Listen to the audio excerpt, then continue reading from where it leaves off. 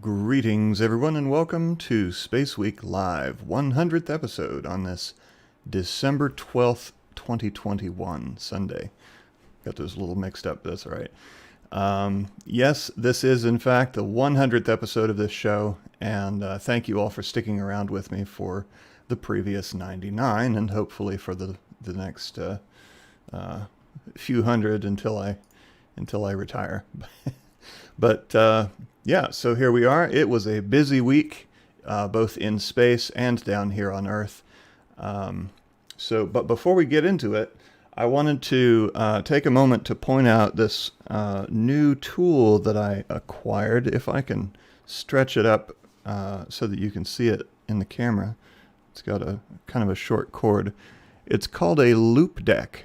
It's similar to a stream deck you may have heard of, but it's a streamer's tool that lets me control all sorts of aspects of live streaming with these touch-sensitive buttons. And what really sets the loop deck apart from the stream deck is that you have these dial knobs that you can rotate as well as push for controlling volumes and things like that. And it's useful for not just streaming, but also in other applications. There are whole suites of functionality for Photoshop, Premiere, Windows operations. You can assign all sorts of functions to the buttons and knobs. I'm looking forward to using it. I can't use it in this stream because my my Starman streaming computer is currently in a state of transition. I had wiped Windows. I'd gotten tired of the instability of OBS, and so I had wiped Windows and installed Linux Mint, which I was excited about because I had been wanting to play with Linux again after a very long time for many years. And I was like, well, maybe if I install Linux, then it'll be more stable than Windows. as far as the streaming goes, because frequently in the Starman 24/7 stream, the audio will mess up, or the video will start lagging or glitch out, and I've just had all sorts of issues with it. So unfortunately, Linux, true to form, proved to be more problematic than I was willing to deal with, because even simple things like audio output and whatnot, simple things that I'm accustomed to either working in Windows or knowing how to fix in Windows, were either not working or inconsistent. And when even like I would boot it up and it would boot up to a black screen, and I was like, how in the world? Like, I couldn't see the interface. It was responding to the keyboard. I could see the hard drive working, but I couldn't see any interface. So I did fix that, but every fix for Linux requires a whole lot of research, and I just wasn't going to deal with it anymore. So I reinstalled Windows, but because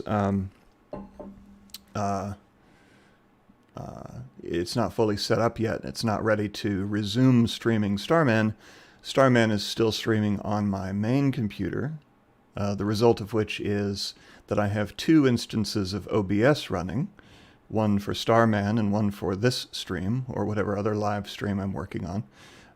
And Loupedeck is not equipped to deal with multiple instances of OBS, nor is OBS equipped to deal with multiple instances of itself. Because, I can run multiple instances of OBS, but there's the service that runs in the background that allows third-party applications like Loupedeck to interface with OBS. You can only run one instance of that, at least on the same port. It's pretty technical stuff. But anyway, the point is, I'm going to be looking forward to using my Loupedeck here pretty soon. I also wanted to take a moment to, this is non-space related, but I wanted to take a moment to offer a new segment on the show, if you want to call it that. Hello, Benno. He just stretched up to say hi. If he jumps up here, he's probably going to mess up press a key and make the stream blow up. But anyway, for a white elephant gift exchange for work, for my job, I stumbled upon this really amazing book called Exceptionally Bad Dad Jokes, So Frightfully Awful Yet Wonderfully Spiffing. That's an archaic term there. But, these days they call them dad jokes, but when I was growing up, they just called them puns. And my mom was the queen of puns. But I wanted to tell you a couple of these, because there are some gems in here. There's some that I can't say, but there's an awful lot that just are very chuckle-inducing. And if, like with most puns, if you don't get it, think about it some more, and hopefully you will. So here's the first dad joke. How do you organize an outer space party? You plan it. And if you don't laugh, you're not alone. Let's see. Okay, this one made me laugh, so I'm going to tell it to you. What do you call a dog that can do magic? A labracadabrador. It's ridiculous. I love it. It's disgusting, but there you go. Dad jokes of the week. Okay. So, taking a look back at times past, let's go way back to 1972, December. Last Tuesday the 7th marked the 49th anniversary of the launch of the last manned mission to the moon, Apollo 17, with Eugene Cernan, Ronald Evans, and Harold Schmidt. They launched at 33 minutes after midnight local time, which was the only Saturn V night launch. They landed on the moon 4 days later on December 11th. In the 3 days and 3 hours they spent on the surface of the moon, they had 3 surface EVAs, spending a total of 22 hours outside the lander, and they collected 243 pounds or 110 kilograms of moon rocks. They took off again on December 14th and splashed down on the 19th. So ended the Apollo era. We have not been back to the moon since. Hopefully soon, though, with Artemis. All right, so last week, before we get into the launches, last weekend, one of my kids tested positive for COVID, and I thought I had it too. I felt run down, tired, congested, and I had this weird tight sensation in my lungs that had me worried in case it got worse. But both of my tests came back positive. Both of my tests came back negative. So whatever it was must have just been a seasonal crud or some sort of cold. However, because of my child's test, we all did isolate for the remainder of the week. So they didn't go to school, I didn't go to work. So while COVID didn't get me, the rocket launch schedule certainly did. There was a 4 a.m. stream, a 2 a.m. stream, and a 1 a.m. stream on 3 consecutive nights clustered in the middle of the work week. Fortunately, I did manage to survive, so let's take a look at what went up. This mouse is sensitive. These guys again? Oh. Last Tuesday, a ULA Atlas V 551, the largest Atlas V, consisting of a 5-meter fairing, 5 solid rocket boosters, and a single-engine Centaur upper stage, launched the U.S. Space Force's STP-3 mission from Cape Canaveral, carrying STP-Sat-6 and several small satellites to geostationary orbit. Among these payloads was NASA's Laser Communications Relay Demonstration, or LCRD, which will allow for increased data throughput due to the much shorter wavelength of laser light versus radio waves. This will be essential during the Artemis missions to the moon. Let's check out the launch.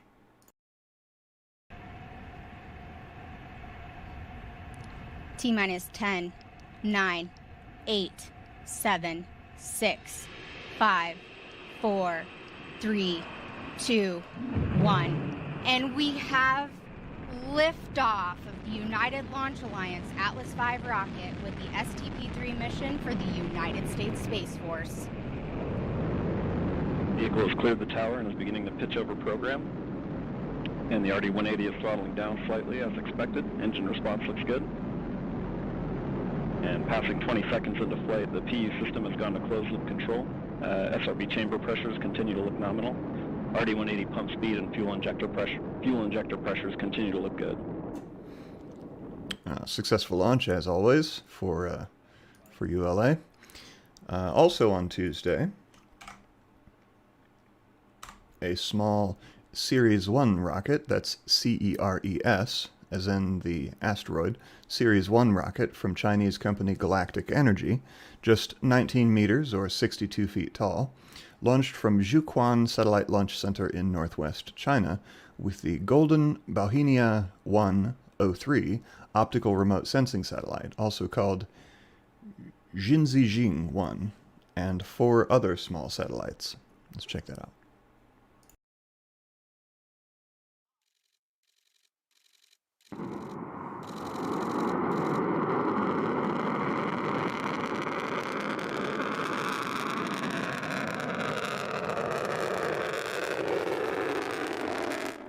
And that looks like a solid propelled rocket to me. Instant ignition, no hypergolic orange smoke.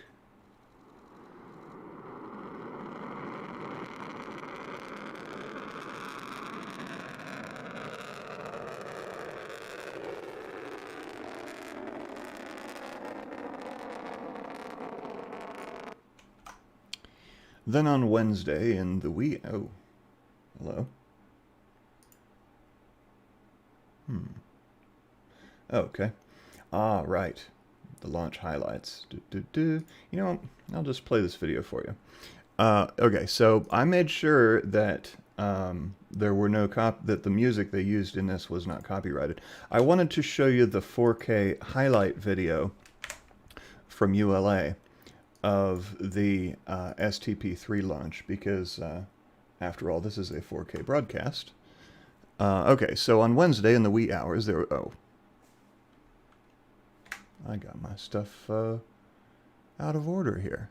Let's see here. Oh, there it is. Last Tuesday. Oh. Okay. I'm sorry, my tabs were out of order. So here, this is going back to the Atlas V STP-3. Let's check out the, this is just less than 2 minutes long. Let's check out the highlight video from ULA of that launch. This was two segments ago, but let's revisit it because they got some good views of the launch, and I want you to be able to see those.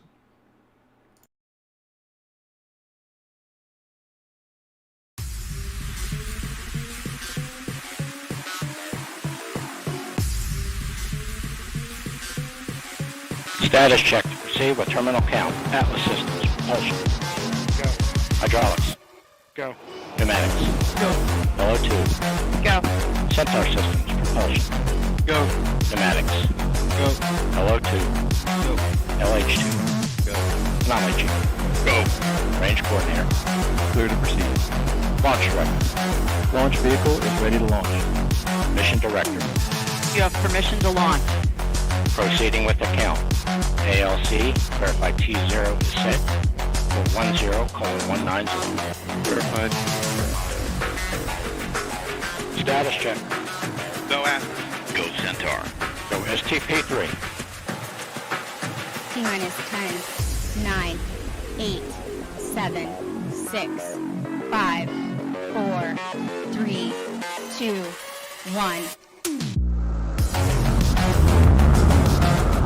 Liftoff of the United Launch Alliance Atlas V rocket with the STP-3 mission for the United States Space Force.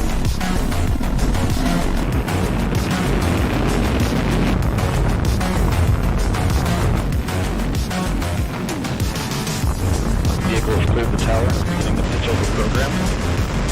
And the RD-180 is throttled down slightly as expected. Engine response looks good. And passing 20 seconds into flight, the PE system has gone to closed loop control. And Mach 1, Atlas V is now supersonic. And we have good indication of jettison of all 5 SRBs. So a very pumping highlight video there from ULA.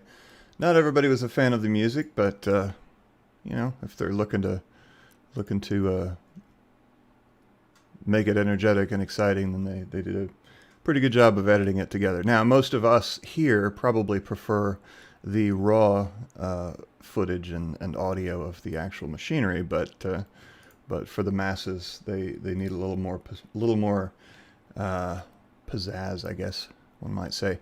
Okay, so then on Wednesday in the wee hours my time, but not so wee Baikonur time, was a special Soyuz 2.1A launch from Baikonur bearing 3 souls to the ISS. Unlike most crewed Soyuz launches, though, none of these individuals were expedition crew. There was the pilot, cosmonaut Alexander Masurkin, and 2 space tourists, courtesy of Space Adventures, the company that has launched, or that has sponsored the launches of a number of very well-financed individuals on Soyuz rockets in the past.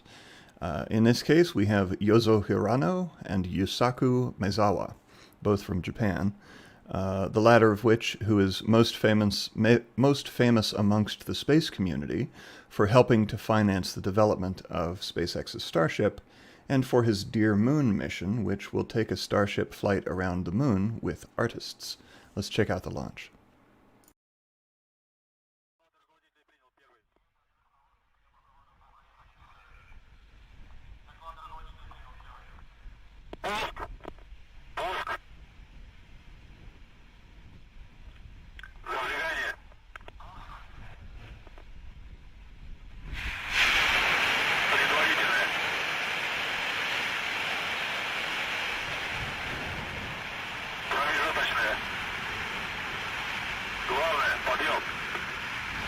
Прошел контакт подъема. Двигатели центрального и боковых блоков ракеты-носители вышли на режим главной ступени тяги.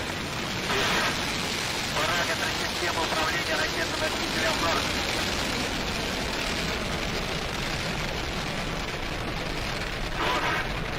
Двигатели первой и второй ступени. That beautiful Soyuz thrust pattern.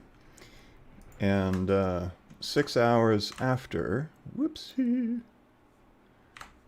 6 hours after they launched, they arrived at the space station. Here they are as they approach. This is sped up 2 times for pacing.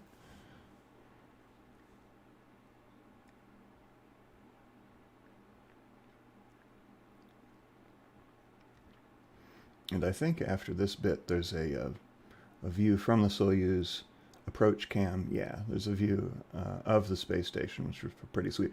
They did a fly around, which is what you see them doing here. They did a fly around of the station. I don't know if there was an artistic purpose for this, but other than simply getting repositioned to the correct port. And looking at the station there, off the top of my head, I'm not sure exactly which port they're headed for. Maybe that one that's sticking up on the top as we see it, right there in the middle. But anyway, and here they are coming on board.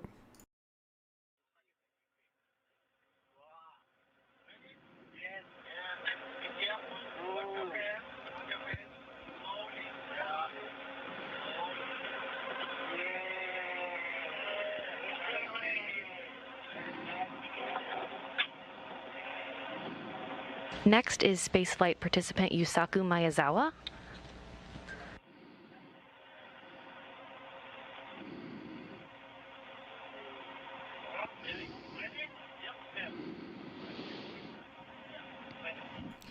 So, yeah, I guess Yusaku really wanted the full space experience. So it'll be at least another couple of years before Dear Moon happens. And so he wanted to, have a technical difficulty with my, let me save, oh dear me. My Word document is all kinds of confused right now. Let me bring this back up, hold on. There we go, good grief. That got all kinds of weird. All right. So those 3 will be spending 11 days on the station, where Maezawa and Hirano will engage in activities for the benefit, education, and entertainment of the Japanese people. Meanwhile, in between the Soyuz launch and landing, Rocket Lab launched an Electron rocket with 2 more satellites for Black Sky Global's constellation of Earth observation sats in a mission dubbed A Data with Destiny.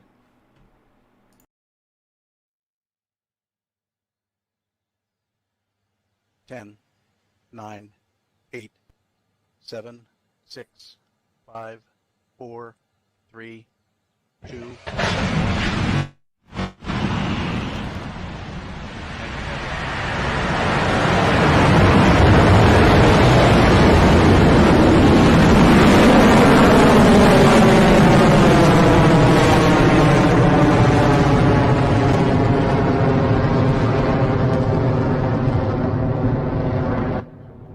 Always impressive launch audio from Rocket Lab. And if we speed this up a bit, if I recall, we got some really amazing views of the Mahia Peninsula. There we go. Look at that. So that's the southeastern tip of the North Island of New Zealand. You can see the shadow of the exhaust plume there.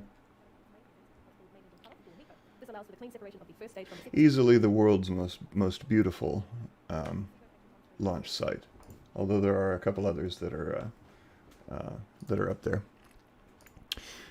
Okay, then on Thursday, SpaceX launched an exciting new scientific research satellite for NASA called IXPE, or the Imaging X-ray Polarimetry Explorer. IXPE was placed in an extremely low-inclination equatorial low Earth orbit, where it will study the polarization of light from some of the universe's most energetic astrophysical sources, such as black holes, neutron stars, and pulsars.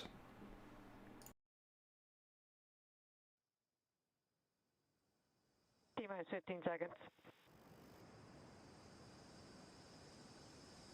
10, 9, 8, 7, 6, 5, 4, 3, 2, 1, 0. Ignition. Liftoff. Go Falcon.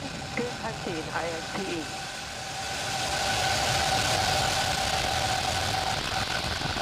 Vehicle is pitching downrange. Nominal first stage chamber pressures.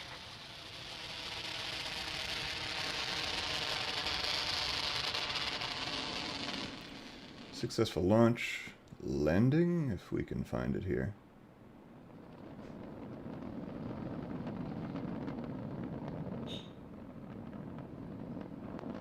Oh, I don't think we got a great view of the landing anyway, so we can skip it. But oh, here we go. Left-hand side of your screen is a shot from the drone ship. Nominal Stage 1, landing leg deploy. And correction, that's a shot from the first stage. And on the right-hand side is a shot from the drone ship. We've deployed the landing legs, hopefully for a soft touchdown on just... Kind of chunky landing video, but you know, maybe someday SpaceX will have a nearby relay ship or drone or something on hand to provide us with some more reliable landing footage, or not, because it would mean extra expense, and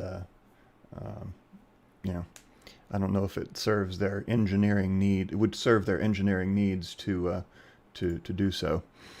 Then on Friday, a Chinese Long March 4B launched a group of Shijian 605 satellites, also from Zhuquan. These satellites are reportedly test beds of new technology that will, quote, probe the space environment, unquote.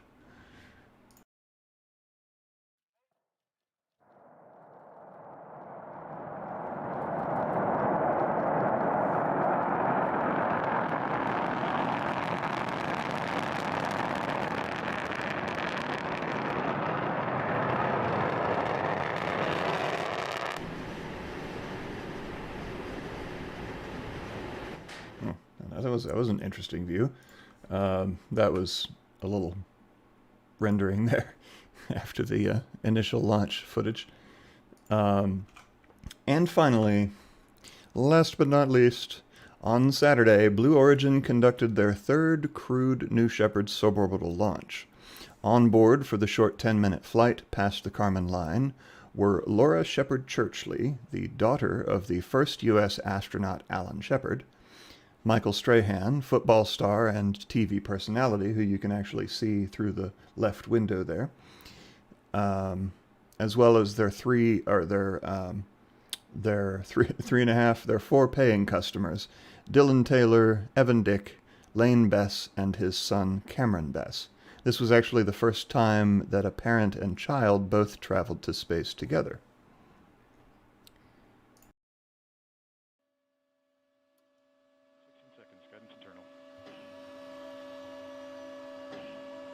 Minus 10, 9, 8, 7, 6, 5, 4, command engine start, 2, 1,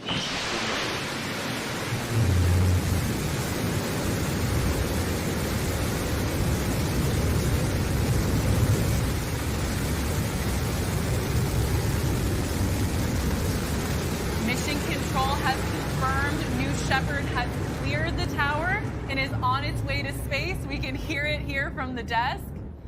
So, as has become the norm for New Shepard launches, they don't provide live in-cabin footage or in-capsule footage of the crew as they ascend. And my guess is that they do this so that the crew can enjoy a more exclusive experience. Like the whole world isn't watching them as they're conducting their very expensive flight.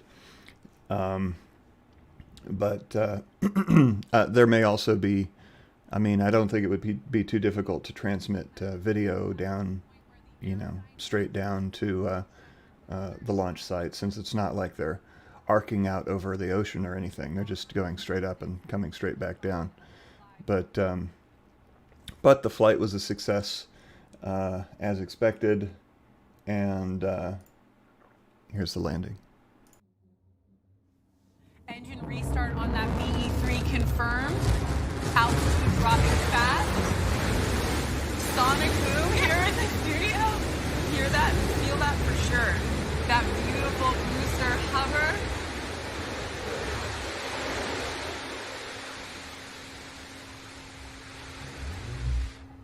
And booster touchdown. Welcome back, New Shepard.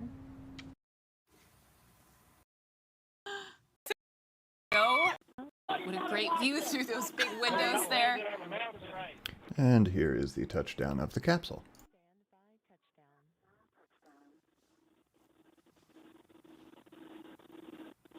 So keep in mind here, there we go. Retro thrust and touchdown.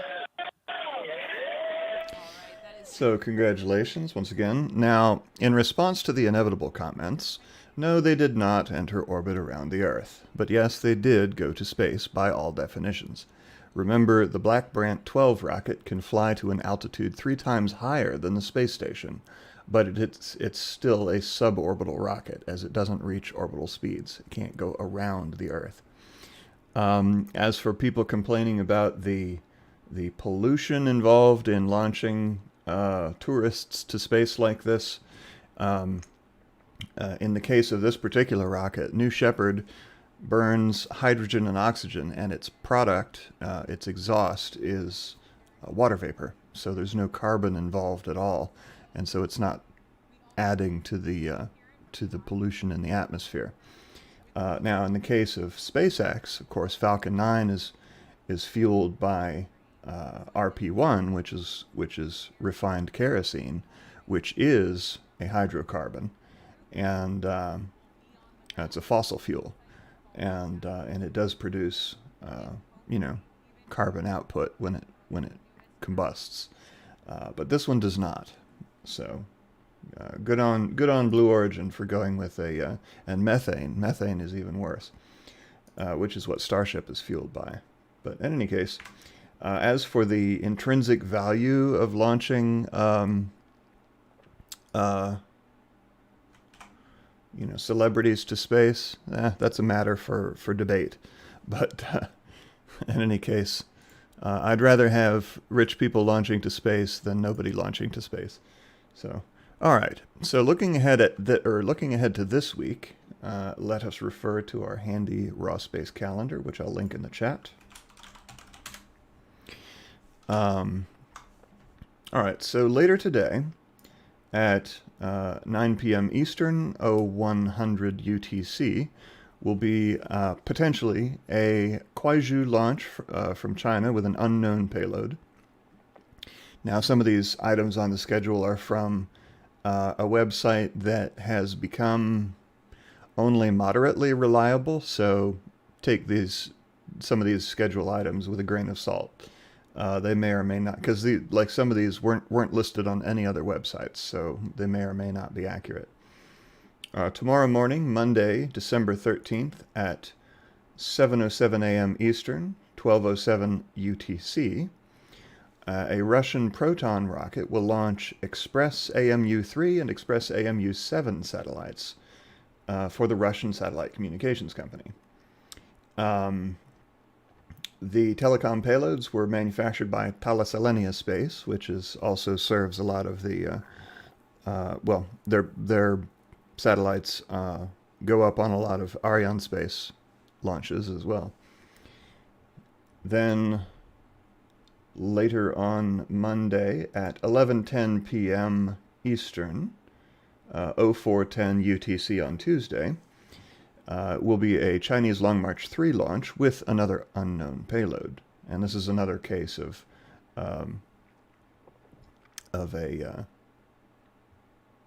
questionable schedule. I'm not sure. You know, it's not corroborated across multiple sites. Similarly, on Tuesday, December 14th, at 9:20 p.m. Eastern, 0120 UTC on the 15th, will be another Kuaizhou launch with an unknown payload, possibly. And there won't be any coverage of the Chinese launches. The Russian Proton launch, there will be coverage of that, just so you're aware. And on the calendar, you can tell because the launches for which there is expected to be coverage have a little television set next to them, like an old-timey TV set. And the coverages, the launches for which there is not expected to be coverage have no little TV. Then on Friday, December 17th, at a time to be determined, we are expecting a Falcon 9 launch with the next batch of Starlink satellites, Starlink 33. So stay tuned for a time on that. Saturday, December 18th, we have a full moon. So if you are a moon gazer and you have a relatively clear sky, take a look and you will see a bright full moon. Finally, on Saturday, December 18th at, with the launch window starting at 10:58 p.m. Eastern, 03:58 UTC on the 19th, is the launch window for a Falcon 9 rocket with the Turksat 5B satellite, which will be headed for a geostationary orbit over the Middle East and Africa. Now that launch window extends for 2 hours, so they have a little bit of time to work with. That's the nice thing about geostationary launches, is the launch windows don't shift around and due to the Earth's rotation, because your destination is a fixed point in the sky. Of greater concern in scheduling is the proximity of other satellites along the trajectory that may get in the way. And if we go to the next week, we have on Sunday, December 19th at 3 p.m. Eastern, 2000 UTC. This is actually at the exact same time that SpaceWeek would normally be scheduled. We have the beginning of hatch closing coverage of Soyuz MS-20 with Yusaku Maezawa and Hirano.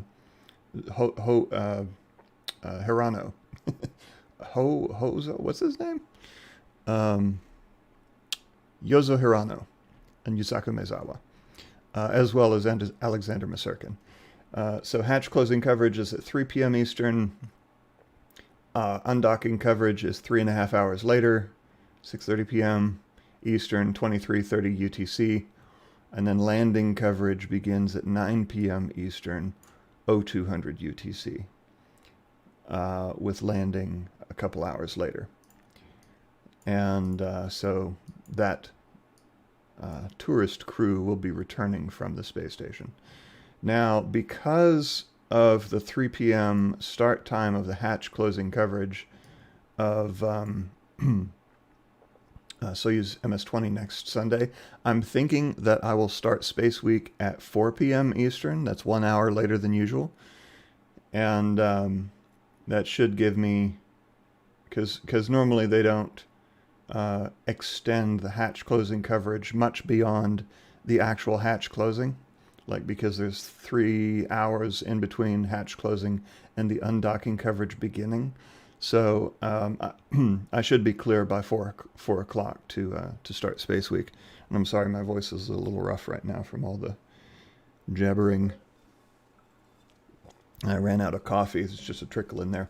Okay, so that wraps it up for the next week. I would like to take a moment to welcome and thank our new channel members.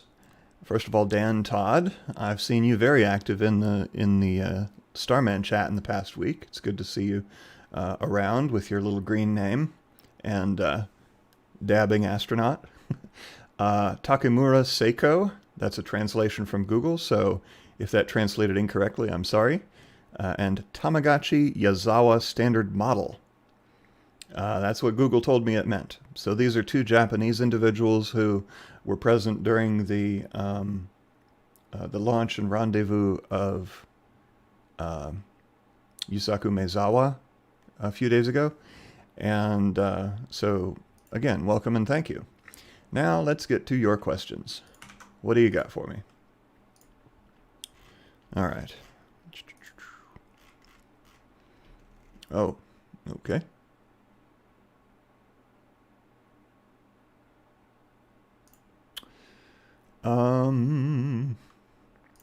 Rockin' Robbins 13. Any sign of movement from ULA? They can't afford to let Vulcan be grounded. He's referring to Vulcan Centaur, the upcoming rocket that is designed to work with the Blue Origin BE-4 engine, which is the same engine that will be on the Blue Origin New Glenn rocket. Anything suggesting they might be ready to be more pragmatic?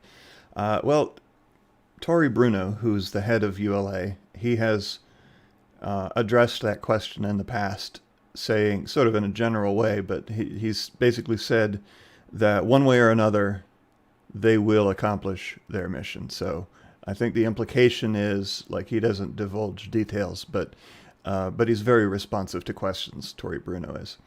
And I think the bottom line is whether they use BE-4 engines or whether they have to revert to a different engine design, they will make sure that their rocket gets finished. And so if there's not a lot of information on the progress of Blue Origin system development, either with the BE-4 or with the New Glenn.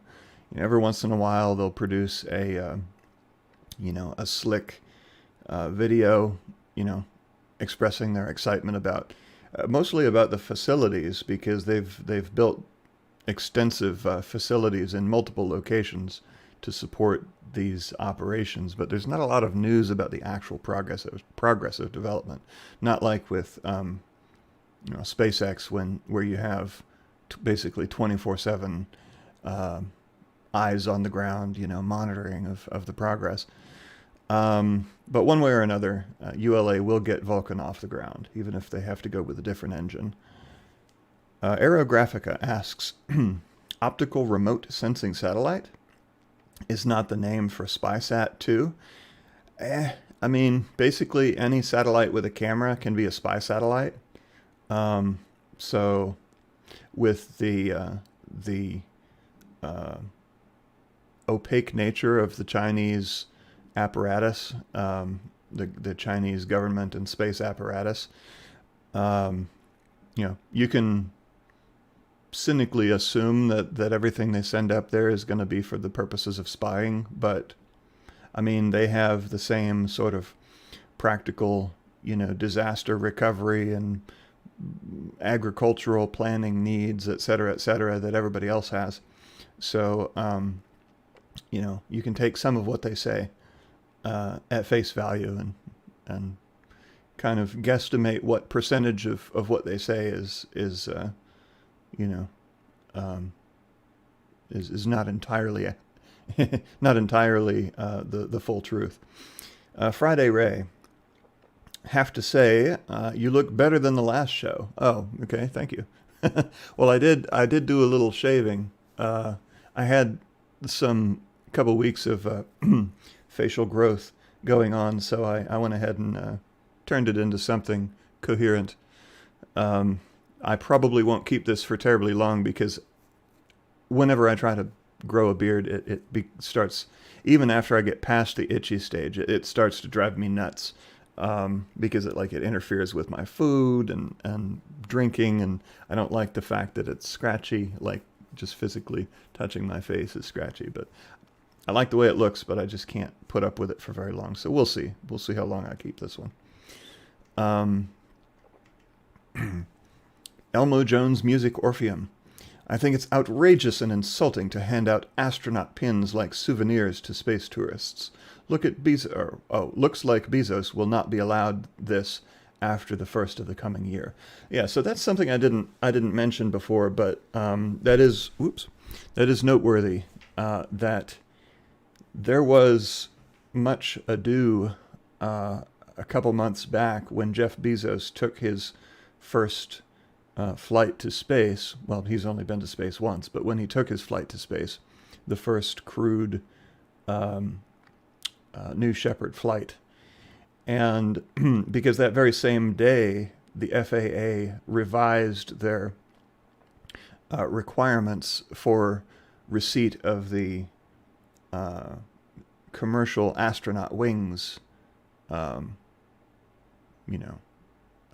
badge or whatever, the award, to, more specifically say that you must have contributed to aerospace safety in some way, or whatever. So they revised their rules on the very same day that Jeff Bezos launched, which made a lot of people assume that the FAA was trying to avoid having to give Jeff Bezos astronaut wings. However, it came out in the past week or two that the FAA, actually it was announced last week by both Blue Origin and Virgin Galactic, who had flown people to space, to suborbital space as well, that the FAA will be granting all of them commercial astronaut wings. However, the FAA will, and that includes the recent flight with Michael Strahan. However, they will be ending that program at the end of the year because there are simply too many people launching, and it's awarding these badges is outside the scope of the FAA's mission. And so they're going to be ending that program. And so Jeff Bezos and Richard Branson, Michael Strahan, and William Shatner, Captain Kirk himself, will all receive commercial astronaut wings from the FAA, which it should note are different than the astronaut wings badges, the official military and government insignia that are issued to astronauts. Like, for example, somebody in the stream mentioned that Alan Shepard's daughter would be receiving the same astronaut wings that Alan Shepard did. Well, that's not true. Alan Shepard received the Navy astronaut badge, which is official military insignia. And, Laura Shepard, his daughter, will be receiving the FAA commercial astronaut wings, which is a program that only started in 2004 in response to Virgin Galactic sending up, actually at the time I think it was Scaled Composites, sending up the first Spaceship One with that pilot. I forget his name, but let's see here. Okay. I lost my place. Snow Kittens didn't like the music in the ULA video. Already mentioned that. Russian name translated. Okay, Mikola Belko. Launch on December 13th. Like trains. Trains are cool. Laura Lee Schmalstig. Congratulations on this SpaceWeek milestone. Love your shows. Your Missouri groupie, Laura Lee. Thank you, and welcome once again. Good to have you. Tig Rayhoff, regarding the Russian capsule. It looks smaller for some reason. Is it? No, I think the Soyuz is the same size as all the other Soyuzes. They have well-established manufacturing facilities that would be very disruptive to retool for an entirely different vehicle form factor. Aerographica asks, wonder what ISS crew thinks of those visits, entertaining or irritating? I mean, being stuck up in a 6-bedroom house, essentially, with just a small handful of other people for months at a time, I think they would welcome the new visitors. I mean, if I were an astronaut, I would be excited for the visit. You know, and I'm sure that Yusaku Maezawa and Yozo Hirano aren't going to impose upon the you know, the other crew up there. I think that they're probably, I mean, astronauts are a very tight-knit group. They you know, they always hug each other, and they're always excited to see comings and goings, or excited to see comings and sad to see goings. So I think that the astronauts will welcome the visitors. It's, you know, it's not like they're floating around up there being grumpy about, you know, kids on their lawn or whatever. But I could be wrong. I mean, everybody has their own personality, but by and large, I think that they welcome the visitors. MVM Motovlog Music. How many New Shepard boosters are there? I don't know how many actual boosters there are, but I think that all 3 of the crewed flights have been done with the same booster. I think they may have 2 currently, but they're very reusable because they don't get beat up too much because they don't have to. You know, they only re-enter Earth's atmosphere at approximately 700 miles an hour, not the 3,500 miles per hour that the Falcon 9 first stage re-enters at, or the 17,000 miles per hour that the orbital crew capsules re-enter at. So there's really not much wear and tear that happens on the New Shepard boosters. Well, and the New Shepard, yeah, right. Exactly what I just said. Mark Desire. New Shepard is nice, but I'm waiting for New Glenn. As are we all. Hopefully they do succeed in their mission to create New Glenn, because it will be an amazing rocket. All right, Aerographica.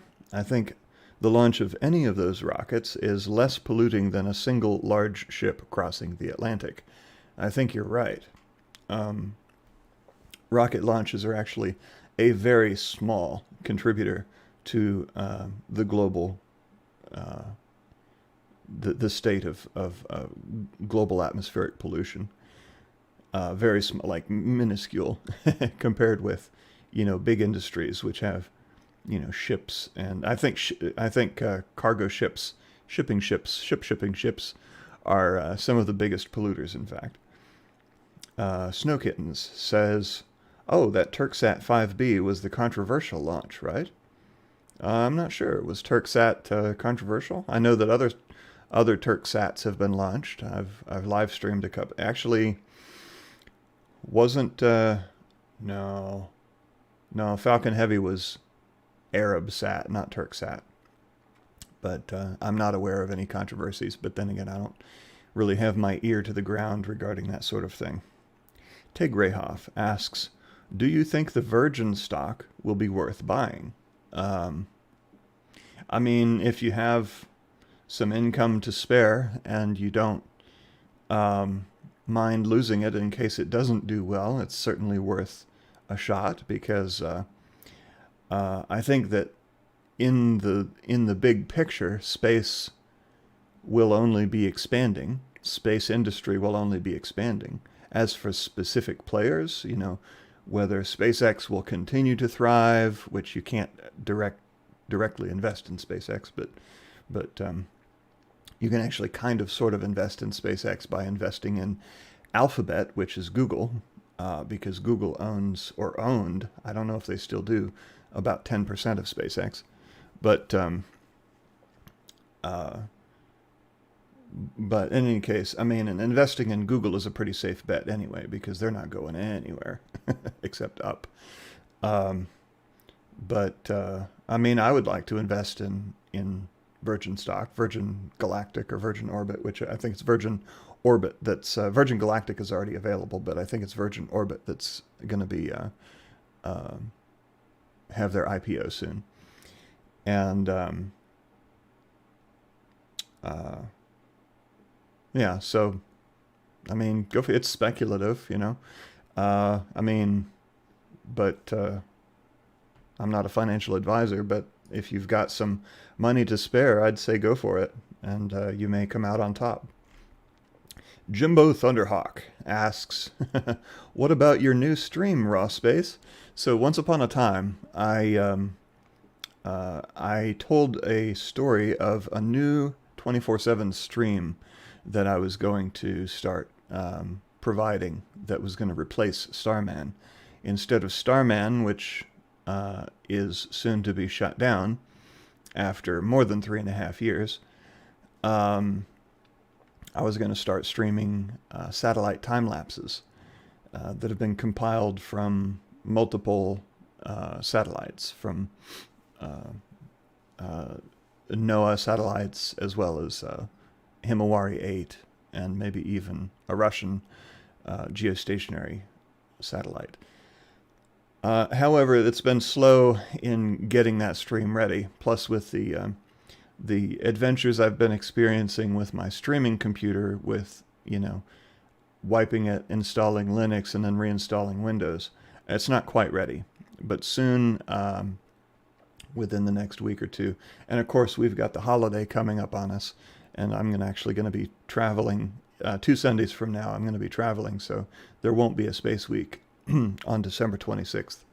But soon, maybe sometime in the next week or so, I'll be ready to end Starman once and for all, and to begin the new stream. Or maybe I'll wait until the first of the year. I mean, December 31st is a nice time to end things, is it not?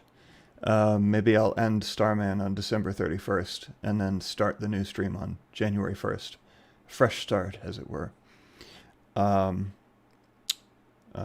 know, symbolic according to the Gregorian calendar.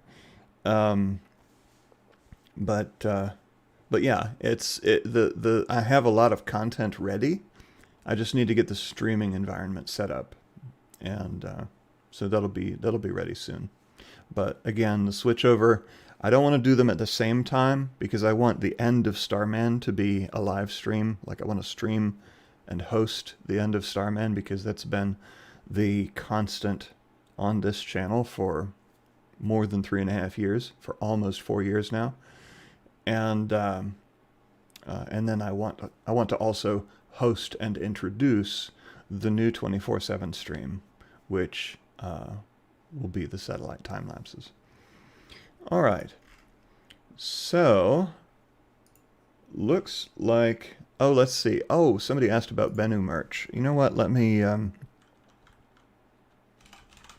look in my bag of tricks here.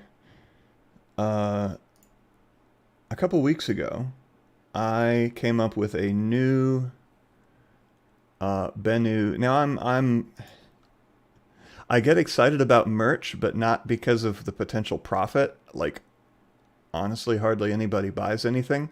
I spend way more money on my own merch than anybody else spends. But I get excited because I like the designs, and I like to wear the shirts. Although this is actually a SpaceX shirt. It's a Starlink shirt. But I've got a lot of my own shirt designs. And so I actually came up with a new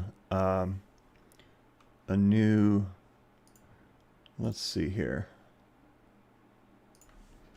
Let's see if I can bring this up in the window so I can show you on the big screen. There we go. So I created a new design for a Bennu product, or it's not just t-shirts, but it's also coffee mugs and other things. But I call it Bennu Warhol, and it has the 4-panel quadriptych style of the famous Andy Warhol Marilyn Monroe painting, except with a picture of my cat Bennu. So if you like that, go ahead and check it out. So the way Teespring or Creator Spring works is you have the product here, but then other products with the same design are listed down here in other products.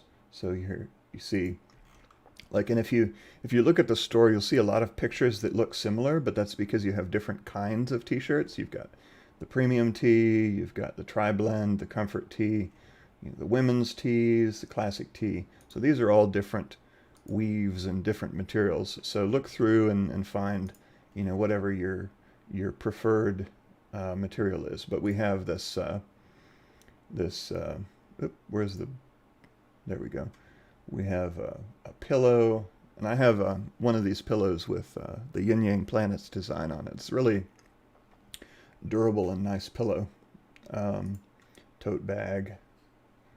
There's a drink, I guess a pint glass, and a coffee mug. In any case, enough of that. I just wanted to point out the new design because I was excited about it.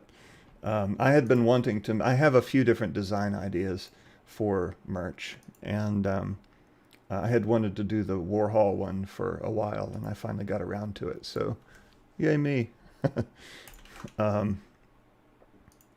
All right, so if you do have any merch design ideas, go ahead and send them my way. Probably not in the live chat here, but more so in Discord, which I will also list here in the chat.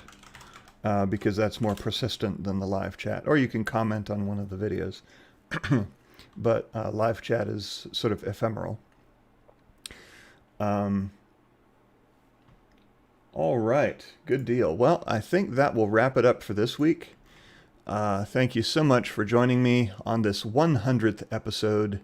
And here's to 100 more, at least. So I'll catch you all in the next live stream, and until then, keep it raw, and see you later. Where's my fade out?